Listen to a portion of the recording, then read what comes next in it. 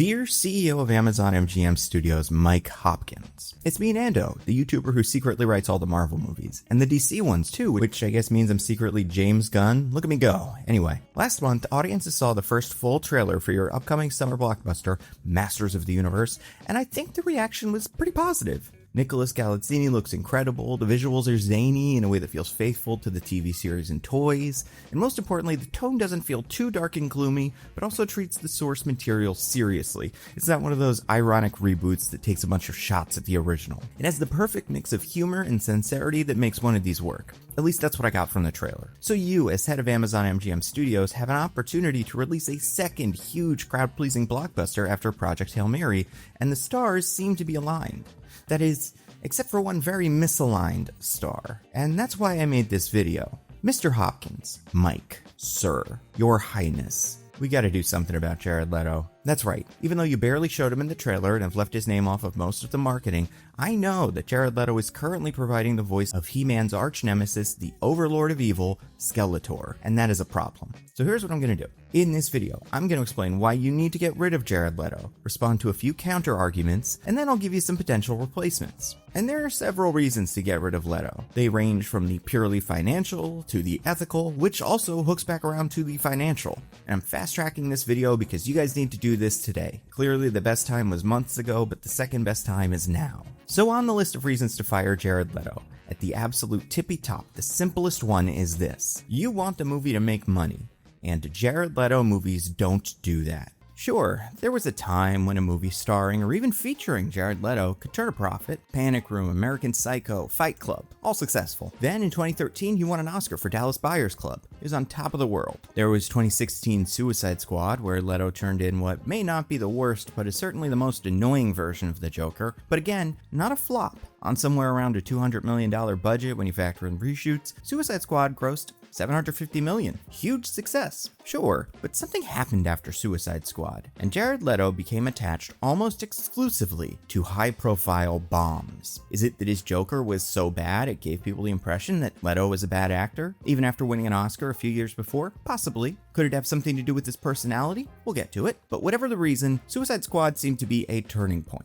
Leto's next role was as evil trillionaire Niander Wallace in Blade Runner 2049. Great movie, rough box office. On a $150 million budget, Blade Runner 2049 made just $259 million worldwide, which some suggest means the film lost around $80 million. Even the film's director, Denis Villeneuve, was confused. As a quote, "I'm still digesting it. We had the best critics reviews. I've never made a movie welcomed like that." At the same time, the box office in the United States was a disappointment. That's true, because those movies are expensive. It will still make tons of money, but not enough. I think because maybe people were not familiar enough with the universe, and the fact that the movie's long, I don't know, it's still a mystery to me. Now, do I think Blade Runner 2049 flopped primarily because of Jared Leto? Not necessarily, but there was a strange liability he brought to the production, which we will also get to. Next, Leto does a movie called The Little Things, budget around $30 million, worldwide box office around $30 million, not great. Then Zack Snyder's Justice League gives Leto another shot at ruining the Joker, which he takes. Since this is an HBO exclusive, the budget box office situation is non-existent. Also, Leto's involvement in ZSJL amounts to about 30 seconds of screen time, so he wasn't an enormous factor either way. House of Gucci comes out the same year. Budget, $75 million. Box office, $150 million. Leto's role is smaller than that of stars Lady Gaga or Adam Driver, but it's significant. And finally, we hit the big three recent releases. These are the ones that I think say the most about where we are culturally when it comes to Jared Leto. First, you've got Morbius, where Leto plays Dr. Michael Morbius at your service. On a budget of around $80 million, Morbius brought in, over its inexplicable 2 releases, $167 million.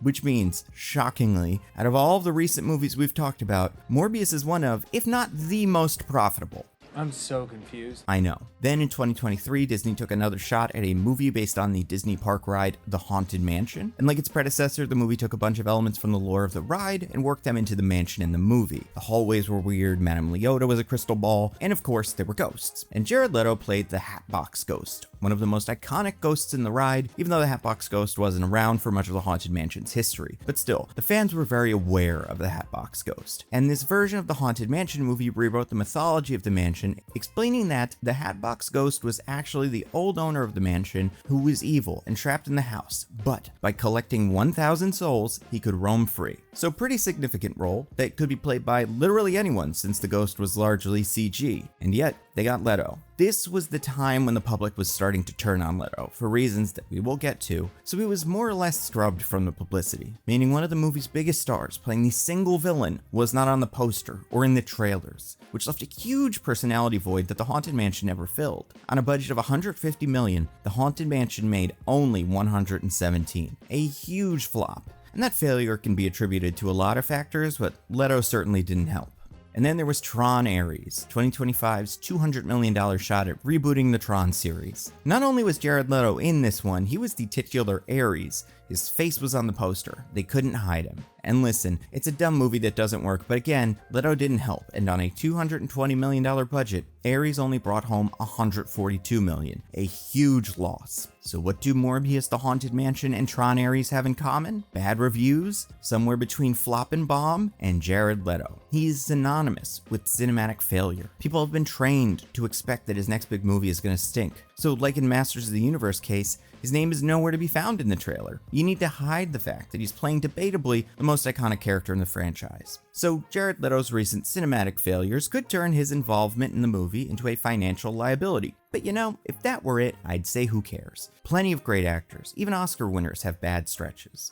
Ariana DeBose is incredibly talented and also just finished an awful run of Wish, Argyle, Craven, and Love Hurts. But that's not enough to force a move as dramatic as a recast 2 months out. Also, here's a slight tangent, maybe move the movie, because June is going to be a bloodbath. First, you've got the end of May to worry about, with the Mandalorian and Grogu movie that no one can tell if it's going to be a hit or not, followed by Backrooms. Then you guys have the first weekend, the 5th, and then the 12th is Disclosure Day, the Steven Spielberg Alien movie that might be great or might flop. Also, you're running against 2 comedies, Scary Movie and Stop That Train. But let's say you hang around and don't get stomped by Disclosure Day. Next week, the 19th is Toy Story 5, which means you're not even the biggest movie that month based on toys. And then the 26th is Supergirl. Compare that to August. If you shifted to August 21st, you're opening against an Insidious sequel and what is left of the Spider-Man audience almost a month after its release. Maybe that dinosaur movie really hits, but then you're part of a surprisingly strong August instead of washed away by a deluge of a June. So taking some time off, not the worst thing in the world. But if the box office returns were Leto's only problem, I'd excuse it. Honestly, I think that's the argument that would most likely sway you guys, but let's move on to something a little harder to quantify, but perhaps more important. Jared Leto has created a public image that is annoying. The more people hear about Leto's on-set behavior, the less they want to go to bat for him. And I think fan sentiment has even shifted completely to the point where people want him to fail. But why? Let's start with the method acting. Jared Leto is notorious for method acting, a technique where actors immerse themselves fully in the character they're portraying by taking on the physical or behavioral qualities of the character outside of shooting, which, to be fair to Konstantin Stanislavski and Lee Strasberg, isn't exactly what method acting is. Method acting is just a technique wherein actors try to inhabit the same emotional space as the character, as opposed to just imitating him, but that starts and ends on set. Actors like Leto do something else where they basically just pretend to be the character they're playing on and off the set. Some actors can get away with it because they're just plain old great actors. Daniel Day-Lewis is famous for it, but other worse actors also do it. Perhaps because they think it will elevate the work, or maybe because they believe it will get people to take them seriously, and in the end it just comes off as annoying. Honestly, I think we owe Jared Leto a great debt of gratitude, because I think you can make the case that culturally, he killed this sort of method acting. By using it to create bad or unmemorable performances, it really highlighted how pointless the whole thing was. Whatever method Leto used to get his Joker wasn't one I think many wanted to copy. Same goes for Ares and Morbius. But again, if that were it, I'd probably forgive it. Sure, he has a dopey process where he makes everyone call him Ares on set, but he's not actually making people's lives difficult. Or at least he shouldn't be, but Leto took it too far. During the filming of Blade Runner 2049, Leto wore contacts to simulate Niander Wallace's blindness, but he refused to take them off when not on camera, so he needed to be led everywhere by a PA. Annoying. Leto limped when on set to get into the mind of Michael Morbius, who also limped. Apparently, waiting for Leto ended up eating so much time that PAs would ferry him around in a wheelchair. Annoying. And then there was Joker. Leto took the Joker very seriously. And by that I mean he sent all his co-stars loose bullets and used condoms. Now later, Leto would say that this was all an on-set legend blown out of proportion, which would make sense had it not been for the fact that Leto himself started the rumors. In a clip unearthed by Mr. Sunday Movies, Leto brings up for the first time the condom thing. Don't forget the anal beads. Who did you send anal beads to? The used condoms. You did not. Yeah. Who did you send used condoms to? Oh, everybody. Certainly seems to be a rumor Leto started to make it look like he was the craziest Joker yet. And I guess if it's fake, that's better than if he were actually sending his coworkers used condoms and sex toys, but still, very annoying. So there's that. But it's not the only annoying thing about Leto. Let's talk about the cult. In August of 2019, the Twitter handle for Jared Leto's alternative rock band 30 Seconds to Mars posted a tweet that only said, "Yes, this is a cult," along with pictures of Leto on some sort of tropical island being followed by a mob of fans all dressed in white. The image got some traction online and led people to wonder, hey wait, is it a cult? The answer is not really. For some reason, 30 Seconds to Mars has a dedicated fan base. They call themselves the Echelon, and every year 30 Seconds to Mars hosts a retreat for the Echelon called Mars Fest. So unlike a cult where followers are encouraged to give up their lives and follow the cult leader, this was just an annual excursion. And because of the optics of the white clothes and Jared Leto's whole vibe, Mars Fest got jokingly referred to as a cult, a label embraced by the band. So while the tweet seemed to be the announcement of a cult, it was more supposed to be like an inside joke. It's certainly possible that cult-like activities took place on Mars Fest, but calling Leto a cult leader is a stretch. Regardless, this fits into a narrative created by Leto of someone who takes himself too seriously. Seriously enough to force a PA to wheel him around because breaking his process is so important. Seriously enough to harass his coworkers with condoms and bullets. And seriously enough to start what sure looked like a cult. And that is not the kind of star people want to root for. Jared Leto makes the production of Masters of the Universe feel icky. What kind of nonsense did he get up to? Did he carry around a real skull? Did he ride a panther to set? Did he try to kill Nicholas Galitzine? Not the kind of thing you want your audience thinking about. And then there's the allegations. Listen, I don't want to talk about this, because unlike the other two reasons, it's not as silly. So I'm not going to try to make jokes, I'm just going to read you the beginning of the Guardian article from June of 2025 and link the rest in the description. Feel free to read at your own risk, obviously warning for the content you would expect, although I'm not going to get into the details. Quote, multiple women have publicly accused Jared Leto of impropriety, with some calling the 53-year-old actor and musician's behavior predatory, terrifying, and unacceptable. In a new report by Airmail on Saturday, 9 women have come forward to accuse Leto of engaging in inappropriate behavior over the years, including flirting with teenagers. The piece goes on to detail the experiences of 3 women who allege they were assaulted verbally and/or physically by Leto, some as young as 16. And this is while Leto was 36, which is like how old I am now. Technically I'm 37, but still, someone my age being on a 16-year-old.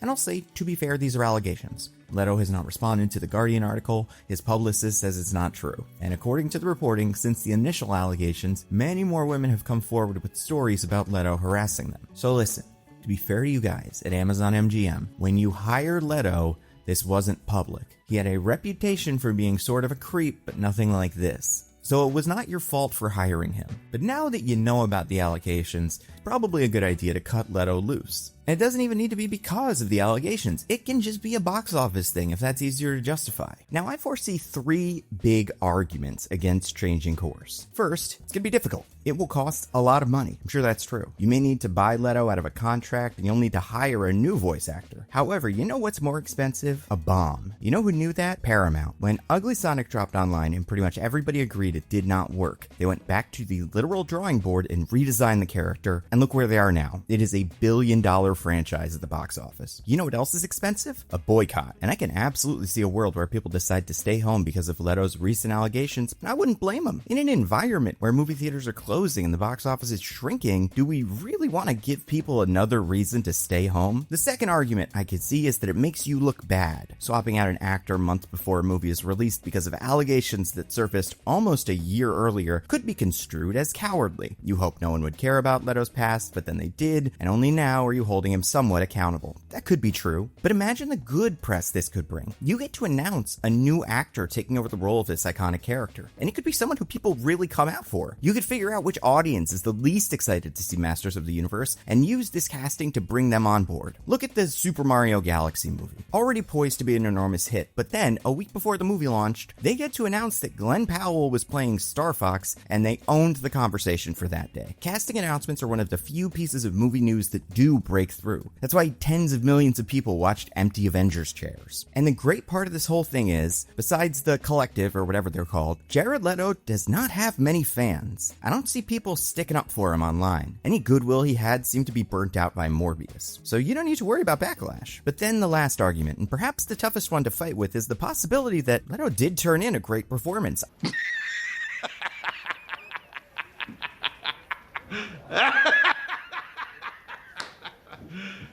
Are you serious? I know, hear me out. What if this is not an ugly Sonic? What if this is a pretty Sonic played by a weirdo, and it may end up being replaced by an uglier Sonic? Listen, the metaphor's not perfect, but this could be a performance that people may love in spite of Leto, and one that if he is replaced, could be worse. I have heard many reports that Masters of the Universe is surprisingly good, and at least one of those reports also praised Leto's Skeletor. I get that. While I wouldn't say I'm a fan of his live action work, I actually think Leto's Hatbox Ghost was kinda good. And we hear Leto in this trailer. He gets 2 lines, and I don't mind the voice. The universe shall quake in my shadow. You may have the power,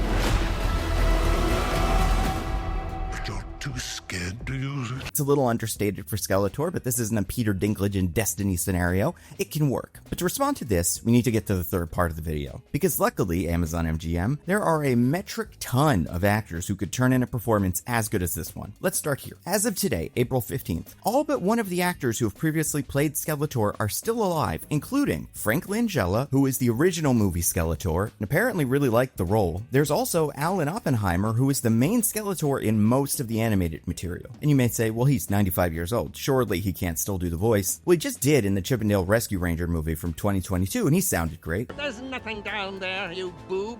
You walk around with no pants long enough and you start to notice every breeze. We also have, in one of the more recent animated Skeletors, an accomplished voice actor who's all over movies these days, Mark Hamill. Everyone's favorite Joker could replace everyone's least favorite Joker. It's poetic. It rhymes. And you know, I think about it, he's currently working on a show with a ton of great voice actors.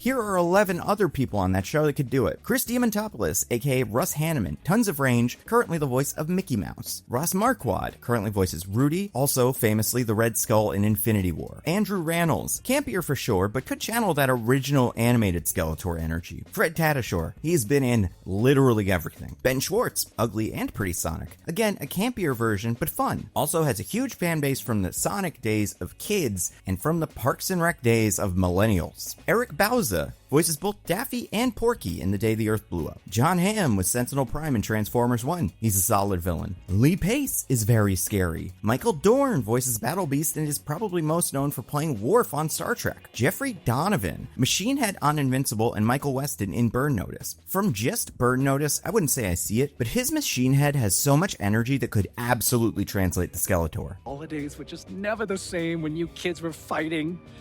Now, back to the business of making so much money. It's ridiculous! Matthew Rhys. Dinosaurus is about as close to Skeletor as you get on Invincible. Really want to sit with this one because I think he's the best in this bunch. Let's listen to a little of his Dinosaurus dialogue over the trailer.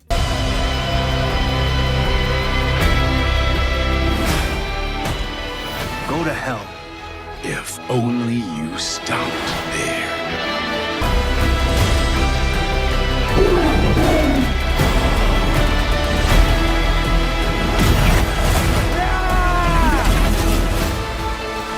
Your war cost so many lives. I know you think that's a tragedy, but you're wrong.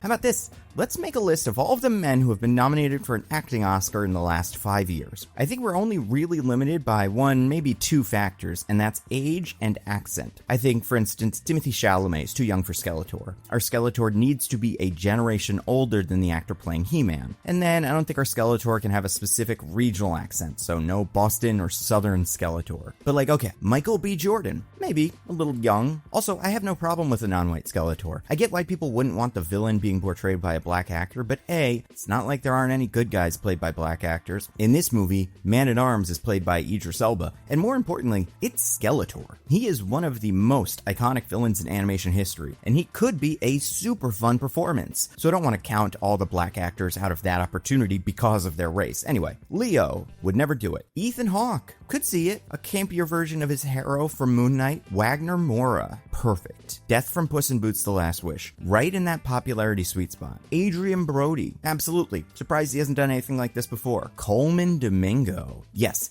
this here might be my favorite in the video. Coleman would eat this role up. I am loving his Norman Osborn on the Spider-Man show. Liked him enough in Running Man. He has the perfect energy for this. Ralph Fiennes, Voldemort, why not? Sebastian Stan, also sort of on the young side, but who knows? Cillian Murphy, again, perfect. Paul Giamatti, as much as I love it, I think this might be pushing out of luck. Jeffrey Wright, The Watcher, hell yeah, and he's game for all this stuff. Bradley Cooper, who knows? I wouldn't have pegged him for a voice actor, but look at what happened with Rocket Raccoon. It was incredibly successful, and it doesn't just sound like him, it is a full voice performance. Brendan Fraser, perhaps not what he's known for. Austin Butler, also on the young side, but maybe with the Fide Rotha energy it could play. Bill Nye, Davy Jones without all the sloshing, 100%. Colin Farrell, The Penguin Zone, he would work. Paul Mescal, also on the younger side, but maybe Will Smith. He feels a little too contemporary for Skeletor. Denzel can do literally anything. Benedict Cumberbatch. If this movie came out 10 years ago, 100% Cumberbatch is getting an offer. Javier Bardem. Absolutely. Silva, the guy with the air gun. He is very scary. Andrew Garfield. I think this one could surprise people. Garfield's got a lot of range and can play campy when needed. It just isn't what he tends to get cast for. And then if you throw in the best supporting actors, you also get Stellan Skarsgård, Benicio del Toro,